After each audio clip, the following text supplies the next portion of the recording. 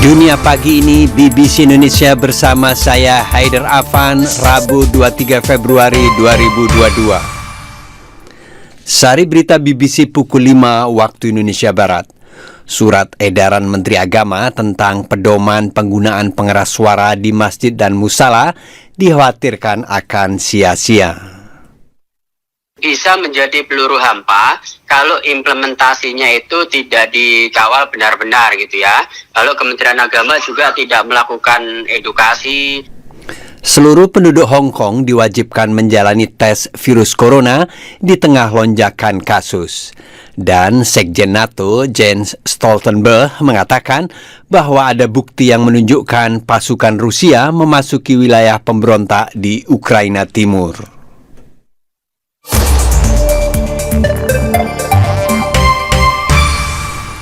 Berita selengkapnya. Surat edaran Menteri Agama tentang pedoman penggunaan pengeras suara di masjid dan musala dinilai oleh kalangan aktivis berpotensi menjadi peluru hampa jika implementasi pelaksanaannya tidak dilakukan dengan benar dan tanpa adanya sanksi bagi pelanggar.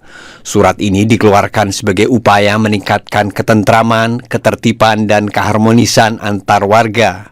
Sebagian masjid menyampaikan dukungan terhadap aturan tersebut, namun ada juga penolakan.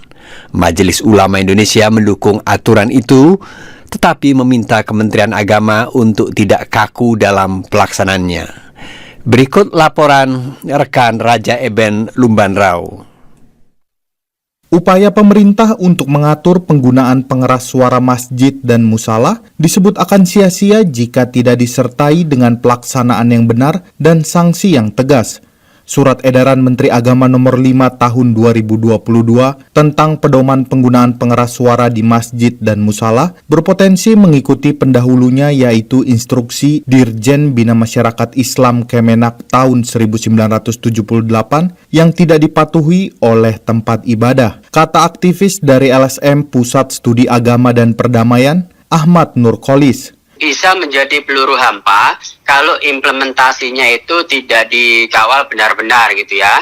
Lalu Kementerian Agama juga tidak melakukan edukasi terhadap takmir masjid, ya maka sangat mungkin bisa menjadi peluru hampa gitu. Nasibnya ya seperti surat edaran sebelumnya lah. BBC News Indonesia mewawancarai Indra, bukan nama sebenarnya, yang merasa diintimidasi saat mengeluhkan pengeras suara masjid saat tinggal di kos di Jakarta Selatan. Indra mengatakan pengeras suara luar di masjid yang berjarak 200 meter dari kosnya selalu digunakan dari pagi hingga malam untuk semua acara kegiatan masjid, seperti pengajian hingga ceramah, bukan hanya mengumandangkan azan.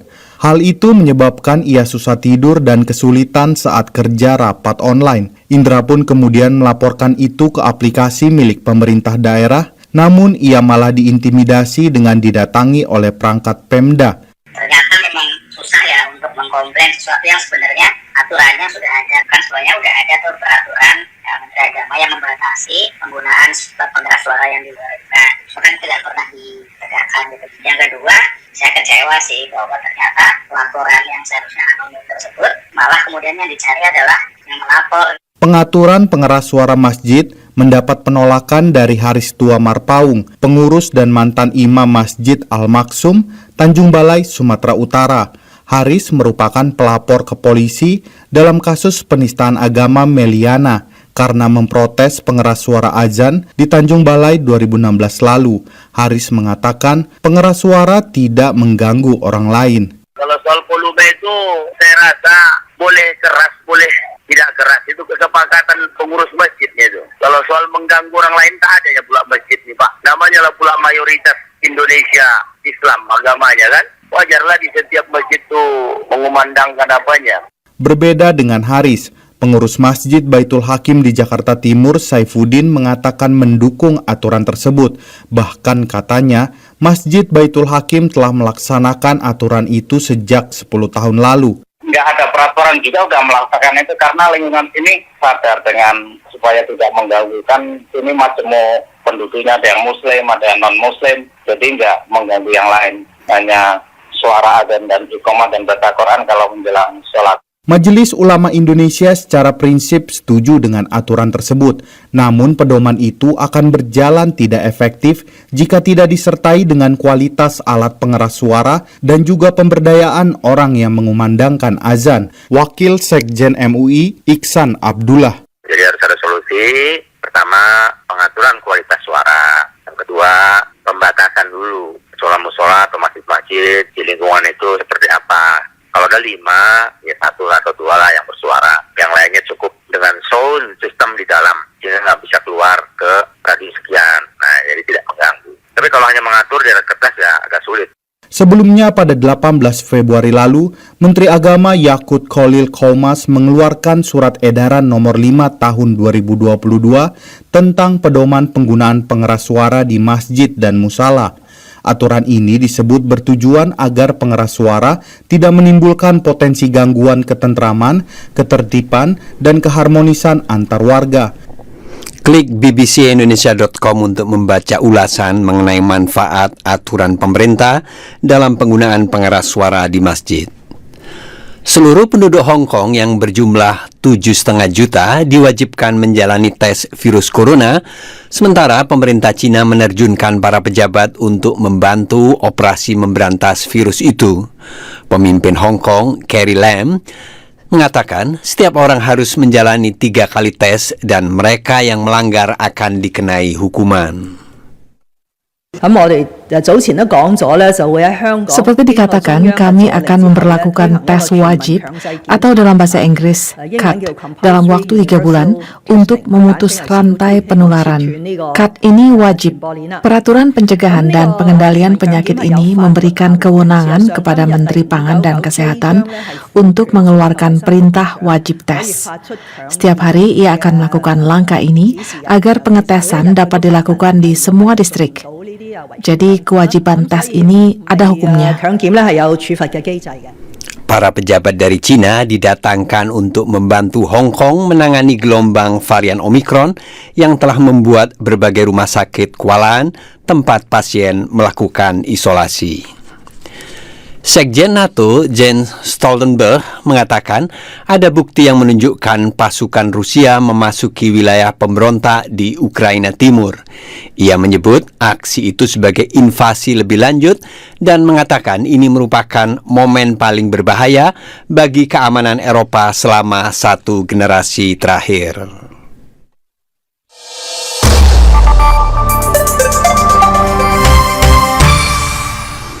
Jarum jam menunjukkan pukul 5.08 waktu Indonesia Barat. Tiba waktunya mendengarkan majalah udara BBC Indonesia, kali ini tentang hasil investigasi BBC yang menemukan foto-foto pribadi perempuan dari berbagai negara dibagikan tanpa persetujuan mereka di aplikasi berbagai pesan Telegram. Laporan dari unit disinformasi BBC ini akan dibawakan oleh Astu Destra Ajeng Rastri. Peringatan, laporan ini mengandung konten yang dapat membuat Anda merasa tidak nyaman.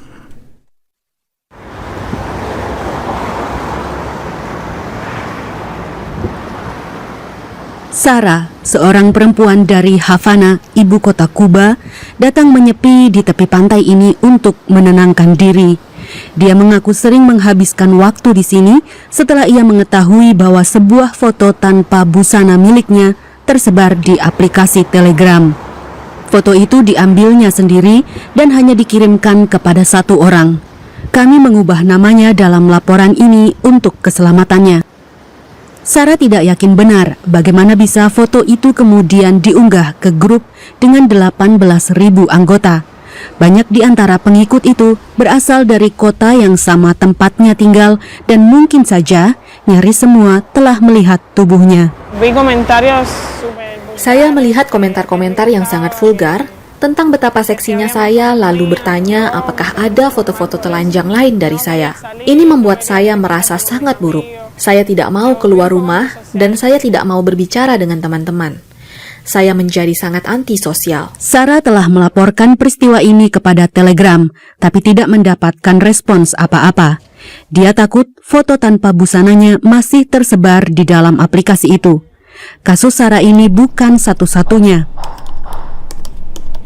BBC mendapati banyak grup yang membagikan foto-foto seperti milik Sarah di lebih dari 20 negara. Semua foto ini ada yang diambil secara sembunyi-sembunyi, dicuri atau dibocorkan oleh mantan pasangan, dibagikan ke berbagai kanal dengan anggota puluhan hingga ribuan orang. Tak jarang, rezim otoriter bahkan menggunakan taktik ini untuk mengintimidasi lawan politik mereka. Natalia Krapiva, penasihat legal teknologi dari lembaga Access Now. Telegram pada dasarnya dijadikan senjata dan dipakai untuk memaksa para perempuan ini diam. Dan kami juga melihat dalam banyak kasus, foto dan video seperti ini dipakai sebagai balas dendam untuk para aktivis dan jurnalis perempuan atau mereka yang kritis terhadap pemerintah. Nigar berasal dari Azerbaijan. Saudara laki-lakinya memiliki kanal YouTube yang secara terbuka mengkritik Presiden Azerbaijan. Ini menjadikan Nigar sebagai target.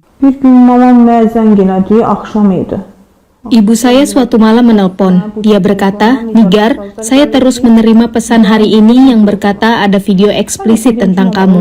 Saya berkata, "Ibu, itu tidak benar." Dan dia menjawab, "Ini benar. Mereka bilang kalau adik kamu tidak berhenti mengkritik pemerintah, mereka akan menyebarkan video ini di Telegram." Ibu saya mulai menangis dan berkata, "Ada sebuah video yang dikirimkan ke saya." Perasaan saya hancur, sangat hancur. Video-video tersebut menunjukkan Nigar dan suaminya sedang berhubungan intim dan kemudian disebarkan ke kanal Telegram dengan lebih dari 4.000 anggota. Nigar mengatakan suaminya diam-diam merekam adegan ini untuk memeras adiknya. Sang suami membantah tuduhan itu. Sejak kejadian tersebut, Nigar merasa dihakimi kemanapun dia pergi. Dia kini terpaksa meninggalkan Azerbaijan. Grup Telegram tadi sekarang sudah ditutup, tapi tindakan keras seperti ini dari platform tersebut sangat jarang terjadi. BBC melakukan percobaan untuk membuktikannya. Kami melaporkan 100 foto perempuan sebagai konten pornografi. Sebulan kemudian, 96 foto tetap ada di Telegram. 4 foto lainnya berada di dalam grup yang kami tidak bisa masuki kembali. Para ahli yang diwawancarai oleh unit disinformasi BBC berkata, Telegram adalah aplikasi pilihan untuk membagikan foto-foto telanjang yang dibocorkan, karena penggunanya bisa memilih untuk anonim, juga kurangnya moderasi konten di sana. Alexander Herasimenka, peneliti dari Universitas Oxford.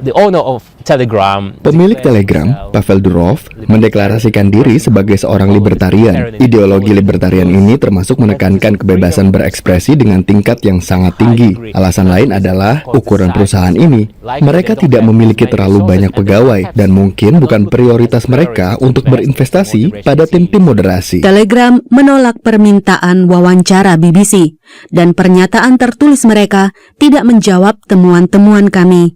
Mereka bersikeras platform ini memiliki tim-tim yang bertugas memonitor ruang publik secara proaktif. Namun berbagai kanal dan grup yang diikuti oleh BBC di Telegram hingga kini masih aktif dan terus mendapatkan banyak pengikut. Pendengar, inilah majalah udara BBC News Indonesia. Jika Anda atau seseorang yang Anda kenal mendapati kasus serupa dan foto Anda disebarkan tanpa persetujuan, kami ingin mendengarkan kisah Anda. Hubungi BBC Indonesia melalui pesan di Facebook atau Instagram kami. Saya Astu Destra Ajeng Rastri, sampai jumpa. Terima kasih rekan Astu Destra Ajeng Rastri. Dan perkembangan berita dunia dan nasional serta berbagai artikel lainnya dapat Anda ikuti melalui bbcindonesia.com. Anda dapat juga mengikuti akun media sosial kami di Facebook, Twitter, Instagram, serta YouTube. Demikian Dunia Pagi ini BBC Indonesia, saya Haider Afan undur diri dan terima kasih atas perhatian Anda. Sampai jumpa dan salam.